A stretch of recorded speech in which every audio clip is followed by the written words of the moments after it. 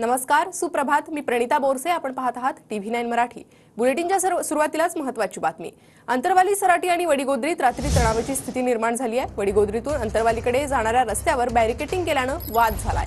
मनोज जरांगेंच्या इशाऱ्यानंतर पोलिसांनी हे बॅरिकेटिंग हटवलंय. तर वडीगोद्रीत मराठा आणि ओबीसी आंदोलक समोरासमोर आले होते. लक्ष्मण हाकेंच्या उपोषणस्थळी दोन्ही गटांची घोषणाबाजी देखील करण्यात आली आहे. तर नेमकं काय घडले ते आपण पाहतोय. अंतरवालीकडे जाणाऱ्या मराठा आंदोलकांना पोलिसांनी वडीगोद्रीत अडवलं. बॅरिकेटिंग करत रस्ता बंद केल्यामुळे मराठा समन्वयक आक्रमक झाले. वडीगोद्रीत रात्री लक्ष्मण हाकेंच्या उपोषणस्थळी मराठा ओबीसी कार्यकर्ते आमने सामने आले. मराठा आणि ओबीसी आंदोलकांकडून रात्री घोषणाबाजी करण्यात आली. बॅरिकेटिंग केल्यानं अंतरवालीत मनोज जरांगेही आक्रमक झाले. तर गेट 15 मिनिटात काढलं नाही तर सागर बंगल्यांपर्यंत फेकतो असं जरांगेंनी इशारा दिला.